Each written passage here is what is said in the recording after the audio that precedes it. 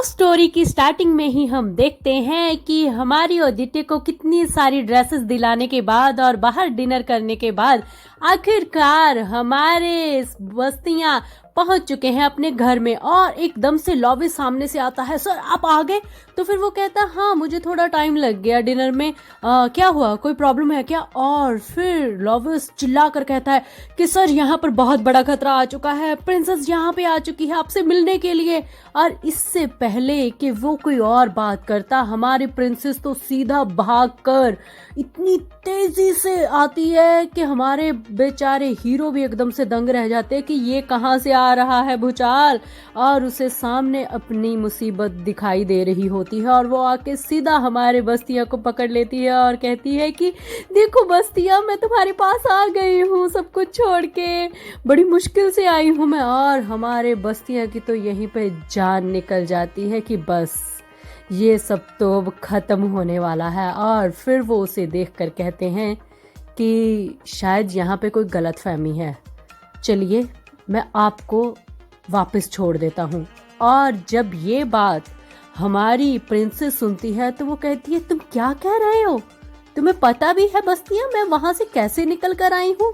कितना मुश्किल था मेरे लिए ऐसे आना, मुझे मेड के कपड़े पहनने पड़े, ये सब नाटक करना पड़ा, और तुम मुझे यहाँ से लेके जाने की बात कर रहे हो।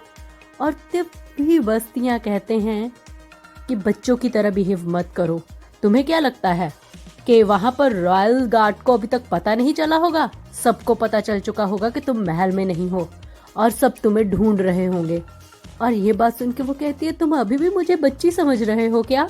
मैं अब बच्ची नहीं हूँ, मुझे गौर से देखो, मैं जवान हो चुकी हूँ और मैं तुमसे प्यार करती हूँ, मैं तुम्हारे लिए यहाँ पर आई हूँ।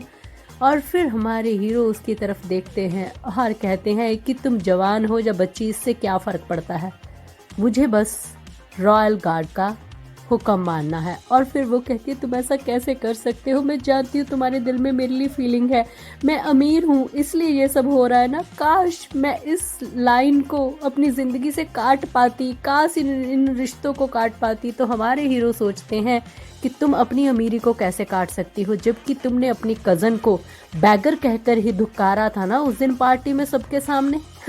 और फिर उसे देखकर कहते हैं कि तुम्हें ऐसी चीज़ें नहीं मांगनी चाहिए, क्योंकि इन्हीं की वजह से आज मैं चुप हूँ। अपनी पापा का शुक्र अदा करो, क्योंकि अगर तुम किंग की बेटी ना होती तो इस वक्त मैं तुम्हारे साथ क्या करता तुम ये सोच भी नहीं सकती। और ये बात प्रिंसेस के लिए तो असहनीय थी, क्योंकि उसने उम्मीद ही नहीं की थी कि उसके साथ ऐसा होने वाला है। और फिर तभी हमारे हीरो कहते हैं कि मुझे लगता है अब तुम्हें समझ आ चुकी है और असली रंग तुम्हें मेरा दिख चुका है, तो हम यहाँ से अब चलते हैं। और प्रिंसेस बेचारी तो वहीं पे रोने लगती है कि मैंने ये सब कुछ तुम्हारे लिए किया, तुम मेरे साथ ऐसे कैसे कर सकते हो, मुझे लगा था तुम मुझे प्यार करते हो, तुम्हारे अंदर मेरे लिए फीलिंग्स है। तो हमारे हीरो कहते हैं कि अगर तुम मुझसे कुछ उम्मीद करना चाहती हो तो सिर्फ ये उम्मीद करो कि मैं राजा का कहना मानूंगा, क्योंकि मैं उनकी प्रजा हूँ, बस इससे ज़्यादा और कुछ भी नहीं। और तभी हमारे हीरो जब वहाँ से निकलने लगते हैं तब बेचारी प्रिंसेस की तो बुरी हालत हो जाती है कि उसने क्या सोचा था और हकीकत क्या निकली, क्योंकि वो तो उसे अपना प्यार समझती थी। और तभी रॉयल गार्ड अंदर आता है और हमारे हीरो कहते हैं कि मैं यहाँ पर नहीं था, जब मैं लौटा हूँ तो प्रिंसेस यहीं पर थी, आप इन्हें यहाँ से बाइज्जत लेकर जा सकते हैं। मगर तभी रॉयल गार्ड कहता है कि सिर्फ इन्हें नहीं, आपको भी साथ चलना होगा, ये रॉयल फैमिली का आदेश है और मुझे ये मानना होगा, और आपको भी। और इसके साथ ही सीन शिफ्ट होता है। यहाँ पर हम देखते हैं टीरा अचानक से कहती क्या आप मुझे अज्यूमिंग पार्क में लेकर जाएंगी? वाओ, क्या आप सच कह रही हैं? तो फिर हमारी ओडिटे कहती है कि हाँ क्यों नहीं, हम ज़रूर जाएंगे। और अपने मन में सोचने लगती है कि अब मैं जो ट्यूशन पढ़ा रही हूँ उससे मुझे काफ़ी अच्छे पैसे मिल रहे हैं, मुझे खुद को सेटल करना चाहिए, मैं सिर्फ रॉयल पेंशन पर और अपने पिता की ऊपर नहीं रह सकती। और उसकी बहन तो बहुत खुश होती है और कहती है कि थैंक यू दीदी, आप मेरा सच में साथ देती हैं। और हमारी हीरोइन तो बस यही सोच रही होती है कि किस तरीके से वो पैसे कमाए और इन सब से पीछा छुड़ाए। और वो ये भी सोच रही होती है कि कैसे बस्तियां अपने अलग अलग चेहरे उसे दिखा रहा है, आखिर वो ऐसा क्यों कर रहा है, उसे समझ में नहीं आता। वो सोचने लगती है कि वो जिंदगी भर उसके साथ तो नहीं रहने वाली, क्योंकि उसका पार्टनर ऑलरेडी कोई चुन गया है। तो फिर वो अपनी बहन से बोलती है कि अगर हम यहाँ से चले जाएं और कहीं और रहने लगें तो कैसा रहेगा ना। और फिर यही कहती है कि हम साउथ में चले जाएं, अगर पानी के दरिया के पास एक हमारा छोटा सा घर हो, जिंदगी कितनी खूबसूरत हो। तो उसकी बहन कहती है क्यों, हम यहाँ पे क्यों नहीं रह सकते, यहाँ पे क्या प्रॉब्लम है, कुछ हुआ है क्या। तो फिर हमारी हीरोइन कहती है कि नहीं, कुछ नहीं हुआ, मगर क्या तुमने सोचा नहीं है कि हम पापा को छोड़कर दोनों साथ में रहें तो कैसा लगेगा। तो फिर वो कहती है अच्छा, पर ऐसा तो मैंने कभी कुछ सोचा ही नहीं है, और हाँ अगर आप कहती है तो मैं इस बारे में सोचती हूँ, पर अभी मुझे नींद आ रही है, मैं सोने जा रही हूँ और आप भी सो जाइए। और फिर हमारी आदित्य कहती है कि हाँ ठीक है, ये अभी बच्ची है, एक वक्त होगा जब ये भी बड़ी हो जाएगी और इसे इसका हमसफर साथी मिल जाएगा, तब शायद मैं अकेली सुकून से रहूंगी। देखते हैं आगे जिंदगी क्या होने वाली है। और तभी वो जाते जाते कहती है कि आप किसी क्लाउविट्स को जानती हैं क्या।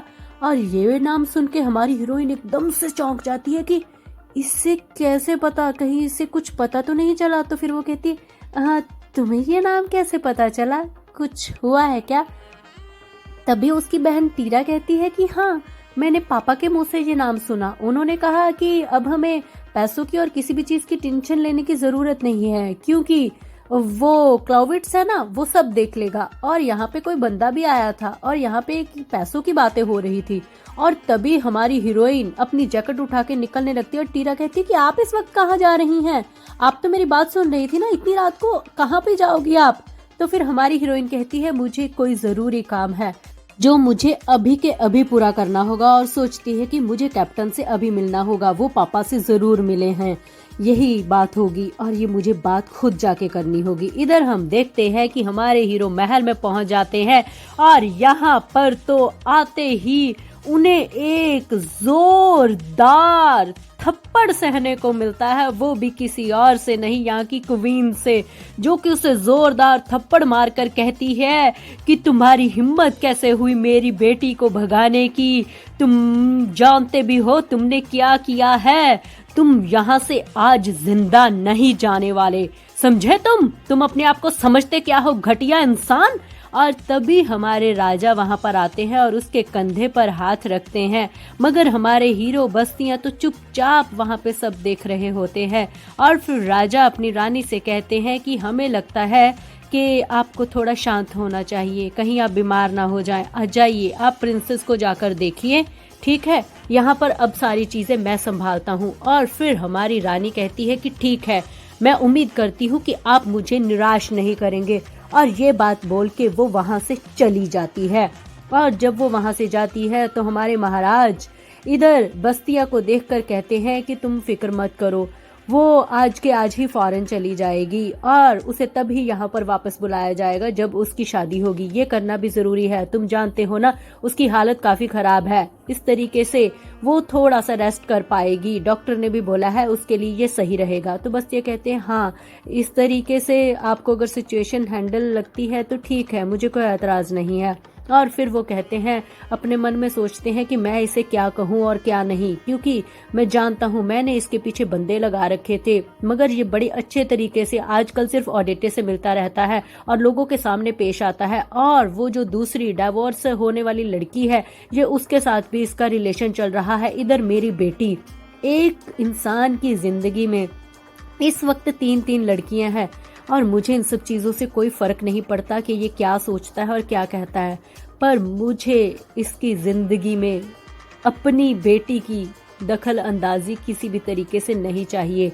और फिर उसे गुस्से से कहते हैं कि क्लाउविट्स, एक मेरी बेटी आदित्य और वो डाइवोर्सी प्रिंसेस, सच सच बताना, आखिर तुम्हारी हकीकत क्या है, क्या तुम मुझे बता सकते हो कि आखिर तुम हो कौन और तुम्हारी असलियत क्या है और क्या करने वाले हो तुम। और फिर हमारे हीरो वहीं पर अपना सर झुकाकर कहते हैं कि सर, मैं वही हूँ जो आप मुझे बनने को कहेंगे, आप मुझे ऑर्डर दें, मुझे क्या करना है मैं वही बन जाऊंगा। और ये बात सुन के हमारे किंग कहते हैं कि सही में तुम हमारे लॉयल हो, इसलिए मैं जानता हूँ कि तुमने बहुत बड़ी गलती की है, मगर फिर भी मैं तुम पे थोड़ा सा विश्वास कर रहा हूँ, क्योंकि मुझे पता है कि इसमें तुम्हारी गलती नहीं थी। मगर ये मत समझना कि मेरी बीवी जो बोलकर गई है यहाँ की रानी, वो झूठ है। तुम यहाँ पर अपने पैरों पर वापस नहीं जा सकते। तुम्हें पता है ना ये शादी हमारे लिए कितनी इम्पोर्टेंट है। ये शादी एक आम शादी नहीं, ये पॉलिटिकल शादी होती है और मेरी बेटी के लिए ये शादी जरूरी है। दो राजाओं के बीच में हुआ समझौता है। हम कुछ भी करके ऐसा करना होगा कि राजकुमार को कोई भी शक ना हो और कुछ भी पता ना चले, और अगर पता भी चले तो उनके सामने उस वक्त तक हकीकत कुछ और हो। और तभी हमारे हीरो कहते हैं अगर आप चाहते हैं तो आप मुझे बॉर्डर पर दोबारा तैनात करने का आदेश दे सकते हैं, मैं कल ही यहाँ से रवाना हो जाऊंगा। और ये बात सुन के हमारे महाराज कहते हैं तुम्हें क्या लगता है ये करने से ये प्रॉब्लम सॉल्व हो जाएगी? अगर तुम सच में इस प्रॉब्लम को सॉल्व करना चाहते हो तो जाओ जाकर शादी करो। कैप्टन बस्तियां क्लाउविट्स, दिस इज माई ऑर्डर है कि ये शादी होनी बहुत ज्यादा जरूरी है, क्योंकि ये एक पॉलिटिकल मैरिज है, इसलिए तुम्हें कुछ ना कुछ करना होगा। और हमारे हीरो कहते हैं तो आप मुझे भेज क्यों नहीं देते बॉर्डर पर? मैं यहाँ से चला जाऊंगा तो सारी मुसीबत खत्म हो जाएगी। और हमारे राजा गुस्से से कहते हैं तुम्हें क्या लगता है ऐसा करने से सारी मुसीबत खत्म हो जाएगी? अगर तुम्हें कुछ करना ही है तो तुम्हें शादी करनी होगी, अभी के अभी शादी, समझ आई तुम्हें? और इसके बाद सीन शिफ्ट होता है और हम देखते हैं कि हमारी हीरोइन ये जानने के बाद कि उसके पापा से बस्तियां मिला है, वो बस्तियां से मिलने के लिए निकल चुकी होती है और रास्ते में जाते जाते सोच रही होती है कि मैं उस इंसान से इन्वॉल्वमेंट नहीं देना चाहती, मगर फिर भी किस्मत मुझे उसके सामने खड़ा कर देती है। और लॉविस उसे वहां पर कहता है कि वो तो अभी तक नहीं आए हैं और उम्मीद भी नहीं है उनके जल्दी आने की। और फिर वो लॉविस से कहती है मुझे सच सच बताना, क्या मेरे पापा कभी यहाँ पर आए? क्या यहाँ पर कुछ हुआ? तो लॉविस उन्हें सारी बातें बता देता है, यहाँ पर कितना दंगा करके गए उसके पापा। और ये बात सुन के हमारी हीरोइन एकदम से दंग रह जाती है और मन में सोचने लगती है कि सच में मैं क्या करूं, मैं अपनी जिंदगी आराम से जीना चाहती हूं, मगर यहाँ पर तो मुझे सुकून कहीं दिखाई ही नहीं दे रहा। और इसी मायूस चेहरे के साथ वो वापस आ जाती है और यही सोच रही होती है कि न जाने मेरी किस्मत में कुछ अच्छा लिखा भी है या नहीं। और जब वो वहां पर पहुंचती है तभी उसे आवाजें आनी शुरू हो जाती हैं और उसकी लैंडलॉर्ड लेडी वहां पर खड़ी होती है और कहती है कि क्या है, देखो ना रोज का तमाशा हो चुका है तुम्हारे घर वालों का तो। और ऊपर से आवाजें आ रही होती, नहीं ये मेरे है, इसे छोड़ दीजिए। और तभी हमारी हीरोइन भाग कर जा रही होती है और लैंडलॉर्ड लेडी कहती है कि सुनो, उसे समझा देना आवाज थोड़ा नीची करे, नहीं तो अपने लिए कुछ और ढूंढ लो, यहाँ पर ये सब नहीं चलेगा। और हमारी हीरोइन कहती है जी आखिरी बार माफ कर दीजिए। और इधर हम देखते हैं टीरा और उसके पापा के बीच में झगड़ा हो रहा होता है। टीरा अपने पैसे वापस मांगती है मगर उसके पापा उसे नहीं देते, ये मेरे हैं, ये मुझे चाहिए। अच्छा तू अब अपनी बाप के साथ जुबान लड़ाएगी, तुझे समझ में नहीं आती? हाँ। और फिर उसे जोरदार एक तमाचा मारते हैं जिसके साथ हमारी टीरा बिल्कुल कांपने लग जाती है और उसे समझ में नहीं आता वो क्या करे। वो एकदम से अपने बाप को ही धक्का दे देती है, जो कि इस वक्त बिल्कुल सीढ़ियों के पास खड़े हुए होते हैं। सीढ़ियों के पास खड़े होने की वजह से धक्का जब उन्हें लगता है तो वो एकदम से सीढ़ियों से गिर जाते हैं और हमारी हीरोइन उसी सीढ़ियों से आ रही होती है और अपनी आंखों से अपने बाप को इस तरीके से नीचे गिरते हुए देखती है।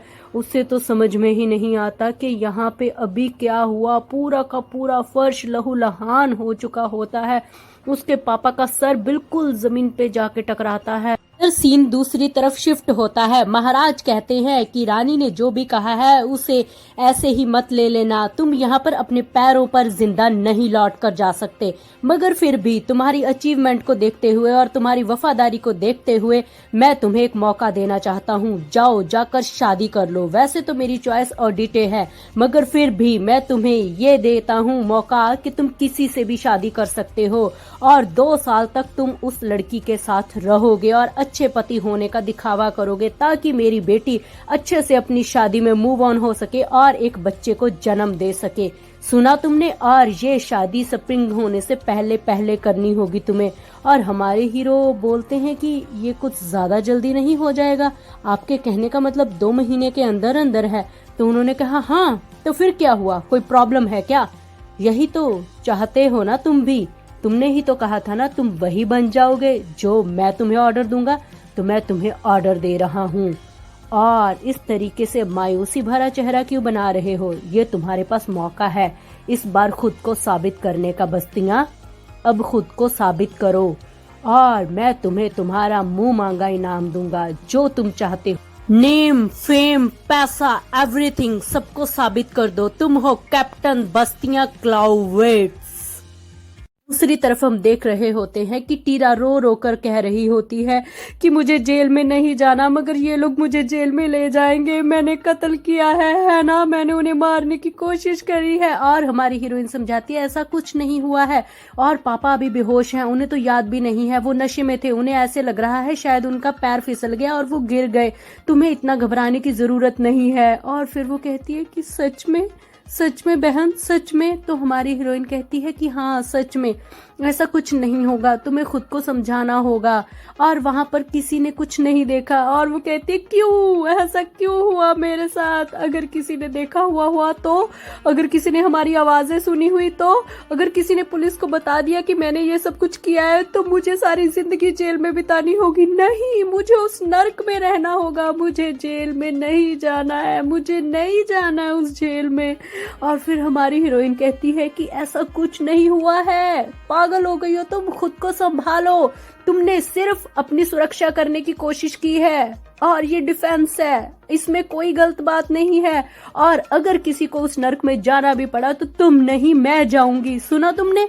और ये बात सुन के हमारी टीरा तो बेचारी एकदम से रोने लग जाती है और अपनी बहन को देखने लगती है कि क्या मेरी बहन मेरे लिए कुर्बानी देने वाली है। और फिर हमारी हीरोइन कहती है हाँ टीरा, अगर उस नर्क में जाना भी पड़ा ना तो तुम नहीं, मैं जाऊंगी, तुम्हारी जगह मैं कुर्बानी दूंगी। और टीरा को गले लगा लेती है और हमारी टीरा भी अपनी बहन को गले लगा लेती है और बहुत जोर जोर से रोती है। और फिर अपनी बहन से कहती है कि मुझे माफ कर दो, मैं ये नहीं चाहती थी, मगर सच में मैंने मुसीबत खड़ी कर दी। I am sorry, I am really very sorry. और हमारी हीरोइन कहती है कि फिक्र मत करो टीरा, सब ठीक हो जाएगा। और इधर दूसरी तरफ हम देखते हैं कि हमारे हीरो वापस आ रहे होते हैं सफर से, और मन में बस वही शादी की बातें चल रही होती हैं। और आते आते सोचते हैं कि हाँ, मेरे लिए ये फायदा ही तो है। उन्होंने कहा है कि वो मेरी हर एक बात मानने को तैयार है अगर मैंने वही किया जो वो कह रहे हैं। और बहुत सारी लड़कियां, बहुत सारी ऑप्शन है इस टाइम पे मेरे पास, जो कि आसानी से 2 साल के लिए मेरे साथ शादी के लिए मान जाएगी, और 2 साल के बाद फिर रेनॉल्ड को तलाक मिल जाएगा, तो उसके साथ लाइफ वैसे भी अच्छी बीतने वाली है। बस ये 2 साल मुझे बिताने हैं, उसके लिए एक अच्छा पार्टनर चाहिए। बस मुझे इस गार्डन के पड़े एक पौधे की तरह ही रहना है। और ये भी तो सही है ना, मगर लड़की, कौन सी लड़की डिसाइड करूं अब? और फिर एकदम से उसके माइंड में एक ही चेहरा आता है, और वो चेहरा किसी और का नहीं, ओडिटे का होता है। और जब वो उसे याद करता है तो अपने मन में सोचने लगता है और अपने माथे पर हाथ मार के कहता है कि जब भी मैं एक परफेक्ट और आइडल पर्सन ढूंढने की कोशिश करता हूँ तो यही लड़की सच में मेरे दिमाग में आती है। लगता है मुझे उससे अभी के अभी कांटेक्ट करना होगा, अभी उसे बताना होगा ये सारी बातें। और फिर हमारे लॉविस सामने से आ जाते हैं और कहते हैं कि सर, कुछ हुआ है क्या? किसी चीज़ की ज़रूरत है आपको? तो हमारे बस्तियाँ कहते हैं नहीं, कुछ भी नहीं, मगर मेरी बात सुनो, ऐसा करो कि ऑडिटे को मैसेज भेजो, उन्हें कहो कि वो जल्द से जल्द मुझे यहाँ पर मिलने के लिए आए। और फिर लॉविस कहते हैं कि वो यहाँ पर आई थी, मगर मैंने उन्हें कल रात का कोई भी इंसिडेंट नहीं बताया, और फिर वो यहाँ से चली गई क्योंकि मैंने उन्हें कह दिया कि आपको शायद वक्त लगेगा, तो उन्होंने आपके लिए ये लेटर छोड़ा है। और हमारे हीरो उस लेटर को पढ़ने लगते हैं जिसमें साफ साफ लिखा था कि मेरे पापा ने जहाँ पर जो भी आके दंगा किया है मुझे वो सब पता चल चुका है। आई एम सॉरी, उम्मीद करूंगी कि तुम मुझे माफ कर दो और पापा को भी, और कोशिश करूंगी कि आइंदा ऐसा कुछ ना हो। और हमारे हीरो सोचने लगते हैं कि सच में मैं चाहता था इसको ना पता चले, मगर इसको पता चल गया। तभी लॉविस एक दूसरा लेटर भी देता है, ये अर्जेंट लेटर आया है, आपको अभी पढ़ने को कहा गया है। और जब वो लेटर पढ़ता है तो हमारे हीरो के एकदम से होश उड़ जाती है, और फिर वो लॉविस से कहता है कि लगता है मुझे अभी जाना होगा खुद ऑडिटे से मिलने, उसका इंतजार करना बेवकूफ़ी होगी। और इस तरीके से हम समझ जाते हैं कि वो लेटर किसी और ने नहीं, मैडम योर हाइनेस ने भेजा होता है, जो कि बताती है कि हमारी ऑडिटे के फादर एकदम से सीढ़ियों से गिर चुके हैं और वो इस वक्त हॉस्पिटल में हैं और बहुत ज़्यादा क्रिटिकल कंडीशन है। और इधर हम देखते हैं कि हमारी ऑडिटे अपने पापा के पास अभी भी बैठी हुई होती हैं और तभी इधर से आंट आती है और आके उन्हें कहती है कि बेटा तुम ठीक तो हो, तुमने कुछ खाया भी है, बहुत रातों से तुम यहीं पर जग कर बैठी हुई हो, जाओ जाके थोड़ी सी रेस्ट कर लो। तो हमारी हीरोइन कहती है मैं ठीक हूँ, फिक्र करने की ज़रूरत नहीं है, आप जाइए, आप आराम कर लीजिए। तो वो कहती है कि नहीं, इस वक्त आराम की ज़रूरत तुम्हें है, अपनी आंखें देखो कैसे सूजी हुई हैं, जाओ जाकर थोड़ा घूम फिर लो, फ्रेश हो जाओ। तो हमारी हीरोइन बाहर बगीचे में बैठ जाती है और मन में सोचने लगती है मैंने क्या सोचा था और ज़िंदगी में क्या हो गया। मैंने तो सोचा था कि जाऊंगी, टीचर बनूंगी, पढ़ाऊंगी और पैसे इकट्ठे करूंगी, फिर टीरा को यहाँ से दूर ले जाऊंगी, मगर अब तो लगता है सारी जिंदगी मैं अपने इस बाप को सारी जिंदगी बस इसकी सेवा ही करती रहूंगी। मेरी जिंदगी बिल्कुल नर्क बन चुकी है, अब मेरे पास कोई और ऑप्शन ही नहीं बचा। मैं अब सारी जिंदगी इस तरीके से ही बिताने वाली हूँ, सिर्फ उनकी सेवा करते हुए। सारी जिंदगी मेरी अंधेरे में जा चुकी है। मगर तभी उसके सामने एक परछाई आती है एक शख्स की, और वो एकदम से अपना चेहरा ऊपर करती है और वो शख्स कोई और नहीं, हमारे हीरो बस्तियां होते हैं, जो आकर कहते हैं मुझे इस एक्सीडेंट के बारे में पता चला, इसलिए मैं पता करने आ गया। तो हमारी हीरोइन उसे देखकर थोड़ा हैरान होती है और फिर खड़ी होती है। तभी हमारे हीरो उसे कॉन्ट्रैक्ट पकड़ाते हैं और कहते हैं कि ये महाराज की तरफ से आदेश आया है, मैंने कॉन्ट्रैक्ट रेडी कर लिया है, तुम इसे एक बार चेक कर लो। और जब हमारी हीरोइन उस कॉन्ट्रैक्ट को देखती है तो एकदम से हैरान हो जाती है और सोचने लगती है कि ये इंसान कितना घटिया है, मैंने कभी भी नहीं सोचा था ये करने वाला है। और फिर चिल्लाकर कहती है कि तुम एक बीवी खरीदना चाहते हो, वो भी सिर्फ 2 साल के लिए, है ना, और तुम्हें लगता है कि मैं ये करूंगी, कभी भी नहीं। और फिर हमारे हीरो कहते हैं कि ये बोलने से पहले एक बार सोच लो, क्योंकि तुम्हें इस वक्त जरूरत है इस पैसे की भी और मेरी भी। तक मैं जानता हूँ तुम्हारे पापा के साथ कुछ ज्यादा अच्छे रिलेशन नहीं है, क्या तुम जिंदगी भर उनकी सेवा करने वाली हो सच में? और फिर हमारी हीरोइन तो एकदम से झटके से गिर के बैठ जाती है और फिर हीरो कहते हैं कि मेरे पास बहुत ऑप्शन है, मैं किसी भी लड़की को बोल सकता हूँ और वो मान जाएगी, पर मुझे लगता है कि तुम मेरी बीवी बनने के लिए इस वक्त परफेक्ट हो और तुम्हें जरूरत भी है, इसलिए मैं बस तुम्हारा साथ देना चाहता हूँ। और फिर हमारी हीरोइन सोचने लगती है कि हाँ सही तो कहा ना इसने, अगर मैं इससे शादी करती हूँ टीरा भी अच्छी स्कूल में पढ़ेगी और पापा की देखभाल करने के लिए भी एक अच्छी नर्स होगी और शायद मेरे पास भी इतने पैसे हो जाएंगे कि 2 साल के बाद मैं अपनी जिंदगी कहीं भी कैसे भी करके अच्छे से बिता सकती हूँ। तो क्या मुझे इस पे साइन कर देना चाहिए? और तभी हमारे हीरो वहाँ पर उसके पास आकर बैठ जाते हैं और कहते हैं कि एक बार सोच लो, क्योंकि मुझे नहीं लगता कि तुम्हारे पास अब कोई और ऑप्शन है, मैं तुम्हें अभी का वक्त देता हूँ। और फिर हमारी हीरोइन कहती है 2 साल के बाद जब हम तलाक ले लेंगे तो तुम उस रेनॉल्ड से शादी कर लोगे ना? तो फिर हमारे हीरो कहते हैं हाँ क्यों नहीं, वो मेरी बेस्ट ऑप्शन है, क्यों कोई प्रॉब्लम है? तो वो कहती है नहीं, ये तो पहले से ही तय है। और फिर अपने मन में सोचती है कि मैं ये कैसी बातें कर रही हूँ और फिर कहती है मैं कुछ वक्त चाहती हूँ, कल बता सकती हूँ। तो हमारे हीरो उसी वक्त पेन निकाल देते हैं और कहते हैं कि आई एम सॉरी, जैसे कि मैंने कहा मेरे पास इतना वक्त नहीं है। और फिर हमारी हीरोइन कहती है कि ठीक है, मैं ये फैसला ले रही हूँ अपनी फैमिली के लिए और खुद के लिए, सही ही तो है, खुद को बेचना ही तो है ना सिर्फ 2 साल के लिए, तो फिर ठीक है।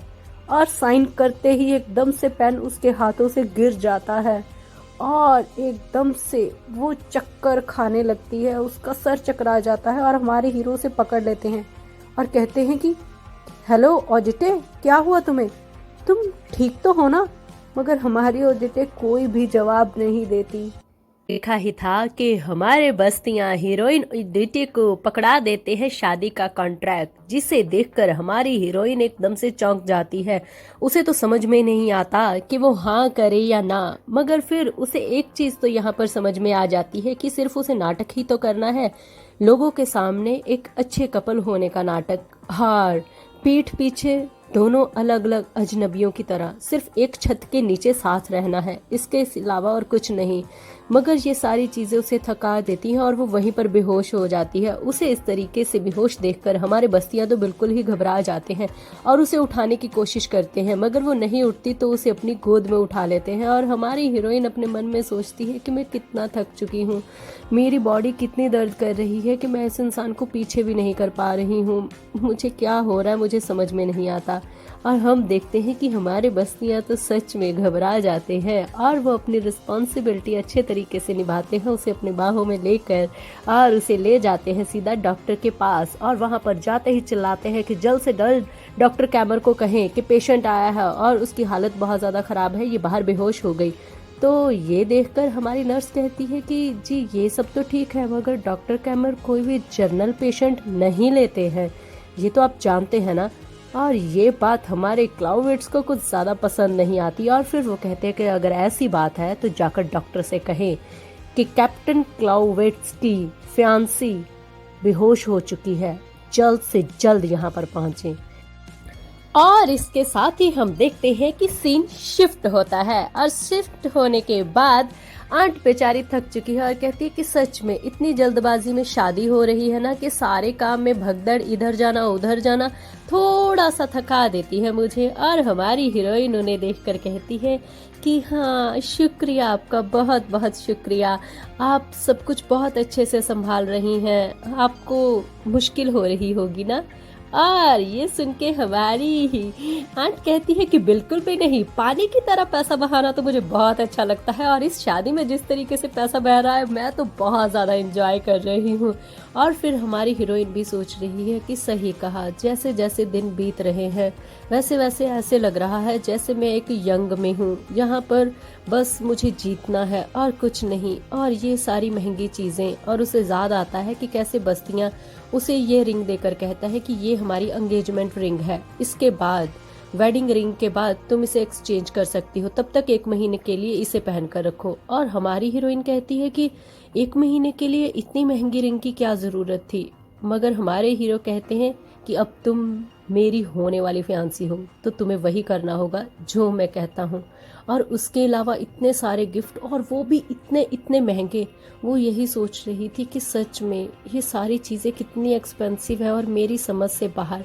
और तभी आंट कहती है कि लगता है तुम्हारा मंगेतर जितना लोग सोचते हैं उससे कहीं ज़्यादा अमीर है, सच कहूँ तो किस्मत वाली हो तुम। और ये सुनकर हमारी ऑडिटर भी कहीं ना कहीं हंसने लगती है। और फिर वो शांति से एक ही चीज़ सोचती है कि हाँ बहुत जल्दबाजी में शादी हो रही है, मगर सारी चीज़ें कितनी परफेक्ट और कितनी स्मूथली तरीके से हो रही हैं। होप कि सब कुछ अच्छा हो। और इधर दूसरी तरफ देखते हैं कि हमारे हीरो के पापा और उसकी स्टेप मदर तो बहुत ही ज्यादा गुस्से में है। और उसके पापा तो यही कहते हैं आखिर ये इंसान करना क्या चाहता है, और उसका भाई तो यही सोचता है कि हाँ मैंने तो यही सुना है कि ये अपना हनीमून इसी समर हाउस में मनाने वाला है, क्या सच में? यकीन नहीं आता, ये इसने जानबूझ के किया है। और उसने किया क्या होता है इसे देखते हैं। ये है हमारे क्लाउविट्स फैमिली का घर, यानी कि हमारे हीरो के बाप का घर। और दूसरी तरफ हम देखते हैं ये है हमारे बस्तिया का समर हाउस, जो कि बिल्कुल डिट्टो का डिट्टो उसके पापा के घर के जैसा होता है, जो कि उन्हें बिल्कुल भी पसंद नहीं होता। उसका भाई तो दूर से देखकर इतना गुस्से में होता है कि ये दोनों तो एक दूसरे को फेस कर रहे हैं, फेसिंग है। माय गॉड, ये इंसान ऐसे कैसे कर सकता है, डिट्टो ऐसी चीज बना के कैसे खड़ी कर सकता है। और तभी हमारा हीरो आते हैं कि हाय, मैंने शायद आप लोगों को ये चीज बताई नहीं, थोड़ी सी अजीब लग रही होगी, मगर क्या करें, मेरे बचपन की यादें कुछ ऐसी हैं कि बनाना तो कुछ और चाहता था मगर ये बन गया। शायद बचपन की यादों ने मुझे झंझोड़ कर रखा है, मैं उनसे बाहर नहीं निकल पा रहा हूँ, मैं अपने घर को काफी मिस कर रहा था। और ये बातें सुन के तो उसके पेरेंट्स एकदम से चौंक जाते हैं। और तभी हमारे हीरो कहते हैं कि उम्मीद करता हूँ कि आप मेरी सिचुएशन को अच्छे से समझेंगे और मेरी फीलिंग को भी। और वैसे भी ये दोनों घर हमारे यहाँ के लोगों के लिए मिसाल होंगे कि ये घर एक आईना है, एक दूसरे को आईना दिखाते हुए आमने सामने घर, कितनी अच्छी बात है ना। ना, उम्मीद करता हूँ कि आप मुझे सपोर्ट करेंगे इसमें। और फिर अपने बाप के सामने जाकर खड़ा हो जाता है और वैसे भी लोगों को ये भी पता चलेगा कि शायद एक बेटा अपने बाप के जैसा बनना चाहता है, बिल्कुल डिट्टो। और इसके साथ ही हम देखते हैं लावेरी भी वहां पहुंच जाती है और वो गुस्से से कहती है कि तुमने मुझे बताया क्यों नहीं कि तुम इतनी जल्दबाजी में शादी कर रहे हो, तुम्हारा फर्ज नहीं बनता क्या मुझे बताने का। तो हमारे हीरो कहते हैं कि तुम्हारे पास वक्त नहीं था। तो वो कहती है कि मेरे पास वक्त था, मैं आई भी थी, मगर तुम्हारे पास वक्त नहीं था, तुम शादी की तैयारी कर रहे थे। तो हीरो कहते हैं तुम्हारे पापा से मैंने बात कर ली, वो अंडरस्टैंड कर रहे हैं इस सिचुएशन को, उन्होंने कहा है कि वो 2 साल तक वेट करेंगे। ये सुनकर लावेरे सोचती है कि मुझे नहीं बताया पर मेरे बाप से बात की। तो वो कहती है इसका मतलब साफ है कि तुम्हें सिर्फ मेरे बाप की दौलत और उसके रेलवे स्टेशन के बिजनेस से मतलब है। हमारे हीरो कहते हैं कि अच्छी बात है, तुम ये बात वक्त से ही समझ चुकी हो और ये तो पहले भी लिखा हुआ था ना हमारे कॉन्ट्रैक्ट में भी। हाँ, याद रखना, उम्मीद करता हूँ कि तुम मेरी सिचुएशन को अच्छे से समझोगी, क्योंकि 2 साल के बाद शेड्यूल के मुताबिक मैं तुमसे शादी करूंगा। अगर तुम्हें कोई प्रॉब्लम है तो अपने लिए कोई दूसरा लड़का देख लेना, मुझे कोई एतराज नहीं है, क्योंकि मैं अपनी जिंदगी शर्तों पे जीता हूँ। और ये सुन के तो हमारी लावेरे बेचारी एकदम से घबरा जाती है और उसकी आंखों में आंसू आ जाते हैं। इधर दूसरी तरफ शादी का दिन आ चुका है, हर तरफ बहुत ही ज्यादा खूबसूरत तरीके से घर को सजाया गया है और हम देखते हैं कि जैसे कि बस्तियां ने कहा है हमारी आंट से कि उसकी दुल्हन सबसे ज्यादा खूबसूरत लगनी चाहिए, तो हमारी ओडिटे तो वैसे भी खूबसूरत होती है, मगर वो अपनी शादी वाले दिन बहुत ही ज्यादा खूबसूरत लगती है, बहुत ही ज्यादा। और फिर दोनों जाते हैं और वहां पर जाकर जो भी उनके डॉक्यूमेंट्स होते हैं शादी के, वहां पर साइन करते हैं और ऑफिशियली मियां बीवी हो जाते हैं। और वहां का माहौल भी कुछ ऐसा होता है कि हमारे हीरो आकर उसका घूंघट उठाते हैं उसे किस करने के लिए, और हमारी ओडिटे तो बस यही सोच रही होती है कि यहाँ से मेरी जिंदगी बदल रही है, मैं उस इंसान की बीवी हूँ जिसने मुझे जुए में एक बार जीता था और आखिरकार उस जुए की जीत का इनाम उसे मिल ही गया, भले ही कॉन्ट्रैक्ट के जरिए ही सही। और हमारे हीरो भी उसे देख रहे होते हैं और अपने मन में उसे यही सोच रहे होते हैं कि चलो ये काम भी पूरा हो रहा है और इसके बदले मुझे काफी नाम भी मिलने वाला है। और फिर हमारी हीरोइन के पास आते हैं उसे किस करने के लिए। हमारी हीरोइन एक पल के लिए तो घबराती है, मगर फिर सोचती है कि हाँ, ये हिस्सा है इस नाटक का ना, मुझे बस यही करना है, और अपनी आंखें बंद कर लेती है और अपने मन में सोचती है कि बस ओडिटे, कुछ वक्त की बात है, ये 2 साल पूरे होने के बाद तुम्हें इतना पैसा मिल जाएगा और तुम्हें जिंदगी जीने के लिए फिर किसी और को देखना नहीं पड़ेगा, क्योंकि अब सब कुछ सेटल हो चुका है, धीरे धीरे आगे जिंदगी भी सेटल हो जाएगी। ये तो होना ही था ना, और ये हो चुका है, अब सब कुछ ठीक होगा। और फिर देखते हैं कि शादी के बाद वो अपने हनीमून स्वीट में पहुंच चुके हैं और हमारे हीरो वहां बाहर आकर ओडिटे को देखकर कहते हैं कि क्या तुम्हें ये पसंद है। हमारी हीरोइन एकदम से उसे देखकर कहती है कि हाँ, मुझे इन सब चीज़ों की आदत नहीं है, पर ये अच्छा है। तो हमारे हीरो कहते हैं कि हाँ, मैं इस घर की ही बात कर रहा हूँ, क्योंकि अब 2 साल तुम्हें यहीं पर तो रहना होगा। और ये बात सुन के हमारी हीरोइन कहती है 2 साल? क्या हम समर के बाद यहाँ से चले नहीं जाएंगे? क्या हम लोग यहीं पे रहने वाले हैं? तो हमारे हीरो कहते हैं कि हम नहीं, तुम। मैं तो लावर्ट्स में फिर भी जाऊंगा, क्योंकि मुझे काम की ज़रूरत होती है, मैं सिर्फ वीकेंड पर ही यहाँ पर आऊँगा। और ये बात सुन के तो हमारी हीरोइन एकदम से खुश हो जाती है, क्या मुझे सिर्फ 2 दिन ही हमारे हीरो के साथ बिताने होंगे? सच में ये तो बड़ी अच्छी बात है। और फिर कहती है कि आप फिक्र ना करें, मैं सब कुछ संभाल लूँगी, आपको फिक्र करने की ज़रूरत नहीं है। अगर कोई काम है तो आप बेझिझक मुझे बता सकते हैं, मैं उसमें पार्टिसिपेट ज़रूर करूँगी।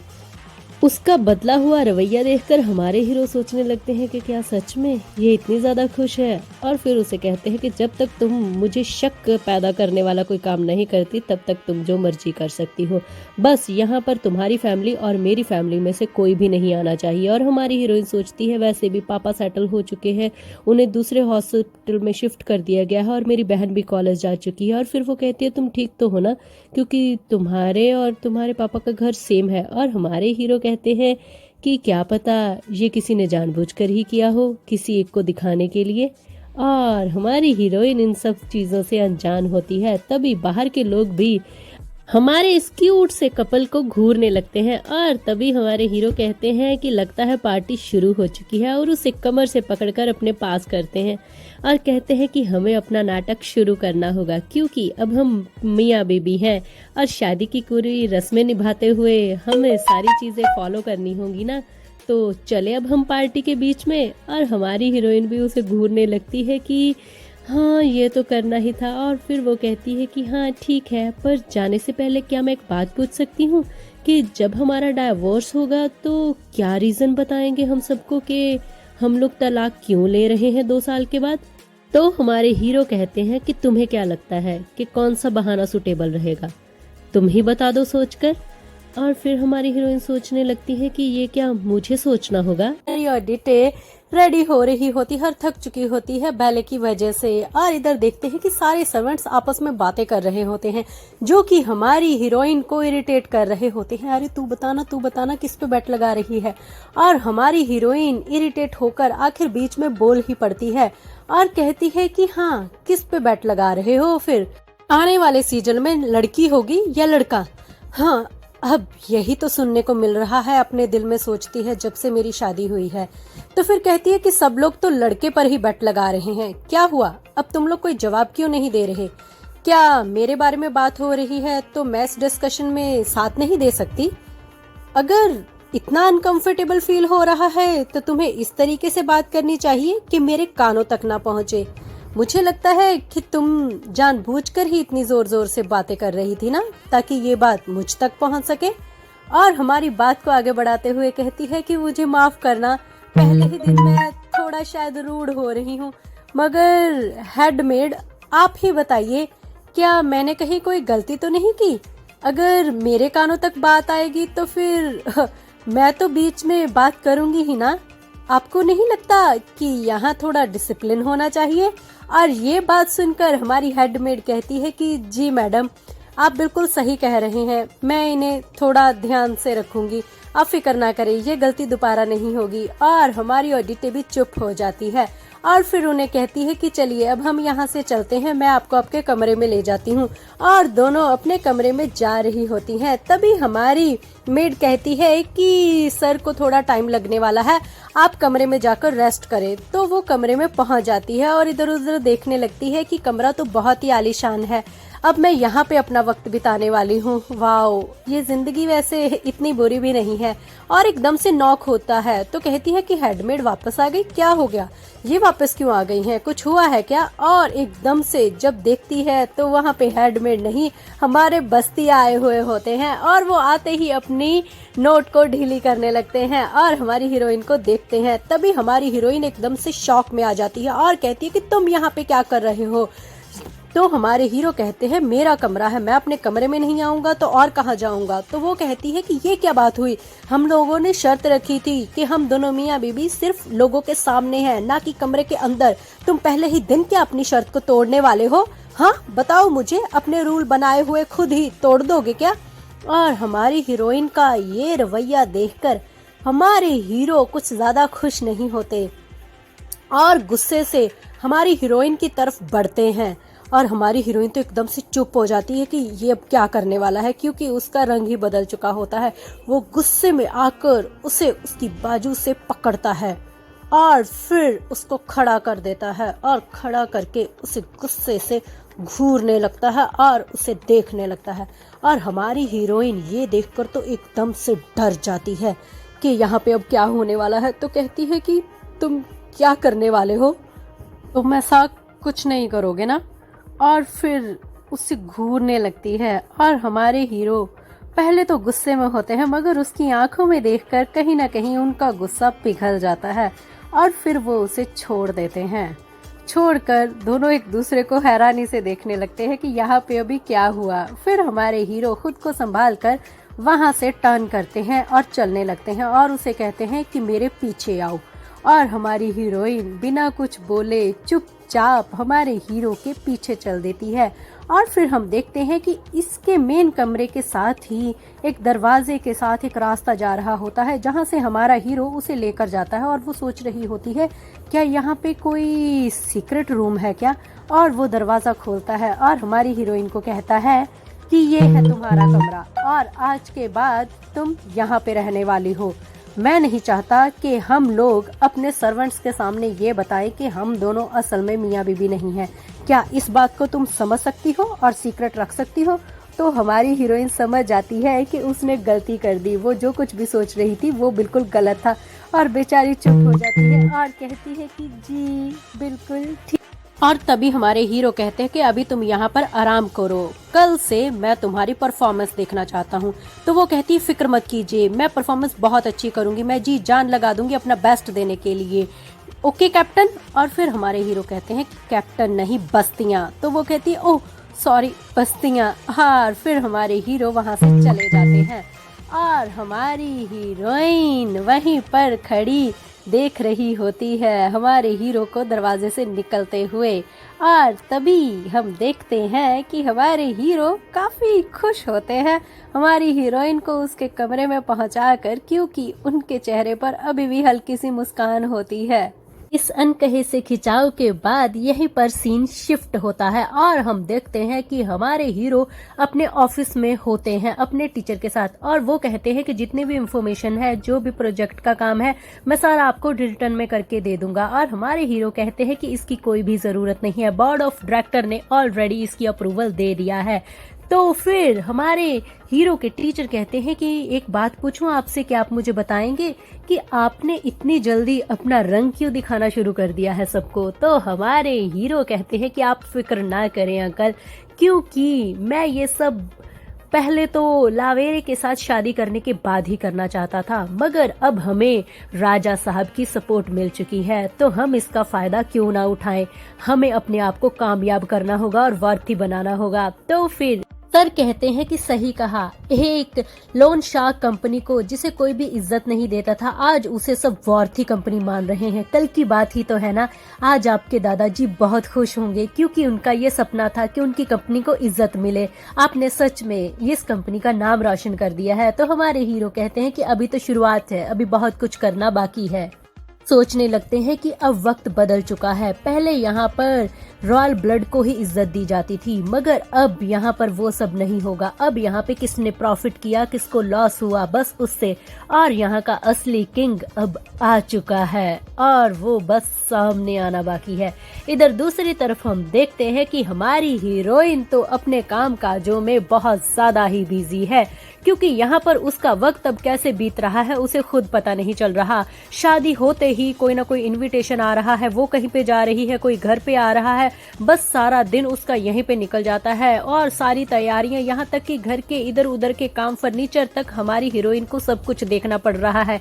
ये कह सकते हैं कि हमारी हीरोइन इस वक्त बहुत ही ज्यादा अपनी रिस्पॉन्सिबिलिटीज में बिजी है। और किस तरीके से हफ्ता निकल गया और हीरोइन कहती है मुझे पता भी नहीं चला, और वीकेंड आ चुका है और देखो ना बस्तियां वापस भी आ चुका है, मुझे सच में ही नहीं पता चला कि मेरा ये वक्त किस तरीके से निकल रहा है। अच्छा है 2 साल भी लगता है ऐसे जल्दी से ही निकल जाएंगे। और फिर स्वागत करने के लिए खड़ी हो जाती है बस्तियां का, और हमारे बस्तियां भी बड़े ही प्यार से एंट्री मारते हैं न्यूली वेड कपल की तरह। ये लोग काफी एक्टिंग में अच्छे हैं, तो ऑब्वियस है सबके सामने ये बड़ा प्यार दिखाते हैं। और हमारी हीरोइन दूर से कहती है बस्तियां तुम आ गए, मैंने तुम्हें बहुत मिस किया। और हमारे बस्तियां भी आकर हमारी हीरोइन की हंसी को देखते हैं और कहते हैं कि सच कहूँ तो मैंने भी तुम्हें बहुत मिस किया। पूरे वीक में यही सोचता रहा कि मैं तुम्हारे पास कब आऊँगा। और फिर आकर हमारी हीरोइन के हाथों को पकड़ लेता है और करीब आ जाता है उसके, और दोनों एक दूसरे को देखने लगते हैं। और फिर कहता है कि क्या तुमने भी मुझे इतना ही मिस किया जितना मैंने तुम्हें किया है। और फिर उसकी गालों पे हल्की सी किस करता है, और हमारी हीरोइन कहती है कि हाँ मैंने भी तुम्हें बहुत मिस किया। और फिर हमारे हीरो कहते हैं कि अच्छा चलो मुझे तुमसे कोई ज़रूरी बात करनी है और तुम्हें कुछ दिखाना है, चलो कमरे में चलते हैं। और ये कह के वो उसका हाथ पकड़कर उसे वहाँ से ले जाता है। और तभी सारे के सारे जो मेड्स वगैरह होते हैं वो वहीं पे खड़ी होती हैं और यहाँ पर खुसर फुसर होनी चालू हो जाती है कि इनकी नई नई शादी हुई है ना, तो अभी बेचारे अकेले वक्त बिताना चाहते हैं। देखो ना, अभी मास्टर आते ही, एंट्री करते ही देखो ना हीरोइन को कैसे लेकर जा रहे हैं। और कमरे में जाते ही हमारी हीरोइन कहती है कि अब हमें कोई नहीं देख रहा, मेरा हाथ छोड़ो तुम। और ये बात सुन के हमारे हीरो को तो गुस्सा आता है एक पल के लिए, और वो झटका के उसका हाथ छोड़ देता है और कहता है कि दिस इज योर बेस्ट, तो ये है तुम्हारा बेस्ट ये। और हमारी हीरोइन ये बात सुन के एकदम से चुप हो जाती है कि अब मैंने क्या किया। और फिर कहती है कि मैंने तो कोई गलती नहीं की। तो फिर वो कहते हैं कि मैंने तुम्हें इतनी सारी ज्वेलरी दी है, इतनी महंगी महंगी ज्वेलरी, कोई तुम्हें इस तरीके से देखेगा तो क्या सोचेगा, तुमने पहना क्या हुआ है इतनी सारी ज्वेलरी में से, क्या तुम्हें इस सिर्फ एक ये छोटा सा पीस ही समझ में आया? तुम्हें पता भी है मैं क्या चाहता हूँ? मैं चाहता हूँ तुम्हें इस दुनिया की सबसे खूबसूरत दुल्हन बनाना। इन 2 सालों में मैं ये चाहता हूँ कि तुम्हारी शानो शौकत से लोग जले, तुम वो बनो कि लोगों का सपना हो तुम्हारी जगह आने का। मैं तुम्हें आम नहीं खास बनाना चाहता हूँ, खास, समझ में आया तुम्हें? और ये बात सुन के हमारी हीरोइन कहीं ना कहीं चुप हो जाती है और समझ जाती है कि बस्तियां क्या चाहता है, परफेक्ट होना। और बस्तियां कैसे हमारी हीरोइन पे चिल्ला रहा होता है और उसे कहता है कि वो उसे बहुत ही ज्यादा नायाब रखना चाहता है, इस दुनिया में सब उसकी जगह लेने के लिए तरसें, वो उसे हर शानो शौकत देना चाहता है और बैगर प्रिंसेस जो उसके माथे पर लेबल लगा हुआ है वो हमेशा के लिए हटा देना चाहता है। हमारी हीरोइन कुछ भी समझ नहीं पाती, बस उसे इतनी बात समझ में होती है कि जो भी हमारे कैप्टन ऑर्डर दे रहे हैं उसे वो आराम से मानना होगा।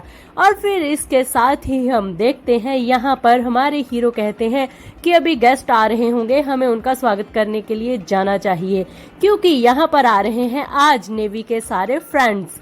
और इस तरीके से हम देखते हैं कि जब हमारे का दोस्त आता है तो वो कहता है कि उसकी पार्टनर इस वक्त बिजी थी इसलिए वो रहने को ले आया, आई होप कि कोई प्रॉब्लम नहीं है। और आप तो इन्हें जानते ही हैं, ये है हमारी सेकंड लीड। और ये आकर बहुत स्माइल के साथ कहती हैं मुझे यहाँ पर आकर खुशी हुई, आई होप कि मैंने आप लोगों को अनकंफर्टेबल नहीं किया, क्या मैं तुम्हारे दोस्त की पार्टनर बन के यहाँ पे थोड़ी देर एंजॉय कर सकती हूँ? तो बस्तियाँ चुप करके कहते हैं हाँ क्यों नहीं। और फिर हमारी हीरोइन और डिटे भी उसे घूर कर देखती है और कहती है कि चलिए आप अंदर चलते हैं। और फिर हमारी रेने की नजर जाती है हमारी हीरोइन के पहने हुए नेकलेस पर जो कि उसने अभी अभी हमारे हीरो के कहने पर पहना होता है। और उसे देखकर वो सोचने लगती है कि इतना महंगा नेकलेस, यहाँ तक मैं जानती हूँ बस्तियों को, वो ये सारी चीजों से काफी दूर है, लगता है इस लड़की ने ये खुद ही मांगा होगा। सच में कितनी बेशर्म और लालची औरत है ये, अपना रंग दिखाना इसने आते ही शुरू कर दिया है। कोई बात नहीं, थोड़े वक्त की बात है बच्चू, जब मैं यहाँ पर आ जाऊंगी तो सब कुछ मेरा होगा, मेरा। और इस तरीके से वो अपना गुस्सा निकालते हुए टेबल पर बैठ जाते हैं और सारे टेबल पर बहुत खुश होते हैं।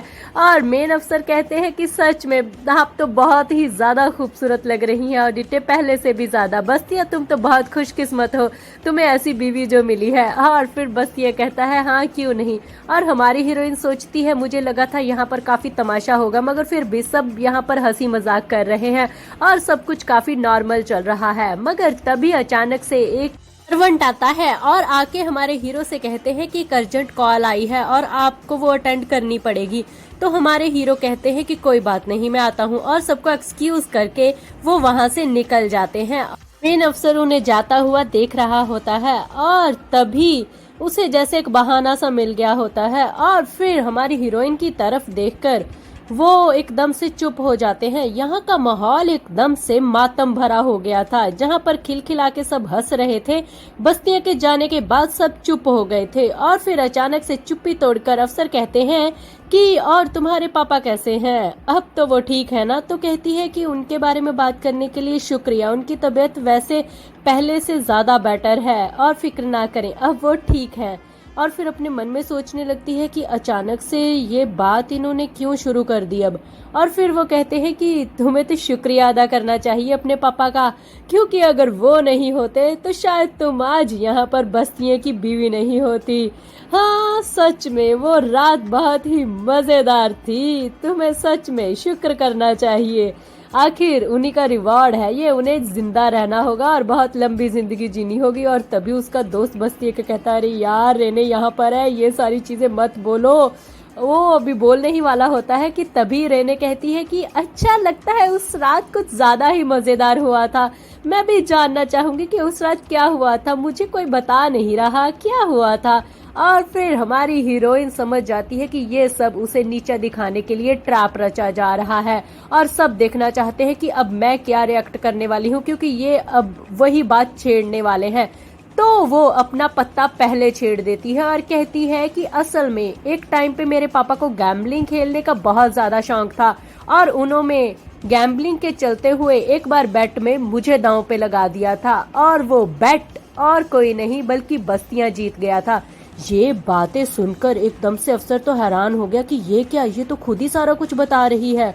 और फिर हमारी हीरोइन स्टोरी को आगे बढ़ाते हुए कहती है, तो देखो ना, इस तरीके से मैं अपने पति से पहली बार मिली और उन्होंने मुझे बिना हाथ लगाए वहां से वापस भेज दिया।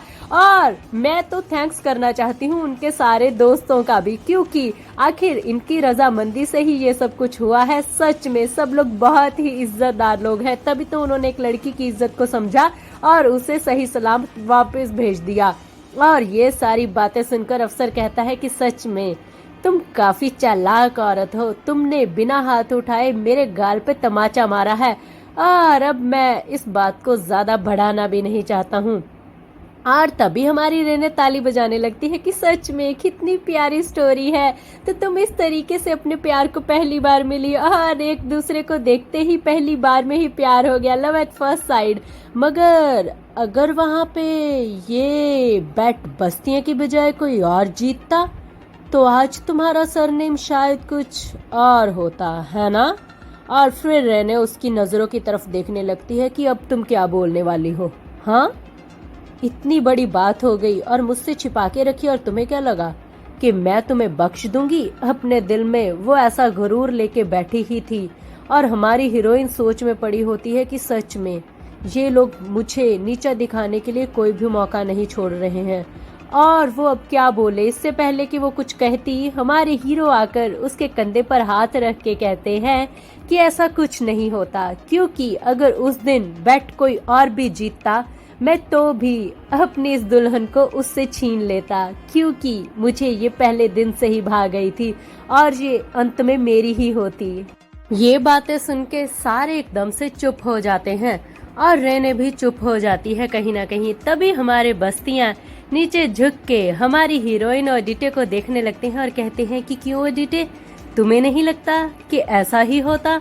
और डिटे तो बेचारी चुप होती है कि तभी उसी वक्त बस्तियां सबके सामने उसे लिप किस करने लगता है और सारे के सारे एकदम से शॉक में चले जाते हैं। और हमारी रेने की तो जान ही निकल जाती है ये सीन देख कर के, ये क्या कर रहा है बस्तियां सबके सामने और खासकर मेरे सामने, इसे शर्म आनी चाहिए। मतलब इतनी ज्यादा चिढ़ जाती है वो। और सारे वहां पे बैठे दोस्त तो बातें करने लगते हैं कि सच में तुम लोगों का भी हनीमून पीरियड चल रहा है ना, इसकी वजह से तुम लोग काफी एक्साइटेड हो, अभी न्यूली मैरिड कपल है ना।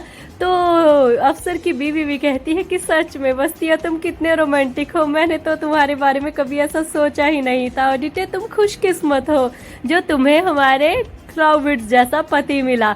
और हमारे अफसर कहते हैं कि हाँ सच में मुझे लगता है कि एक दूसरे से दूर रहना काफी मुश्किल हो जाता होगा ना, तुम्हारा काम जो दूसरे शहर में है।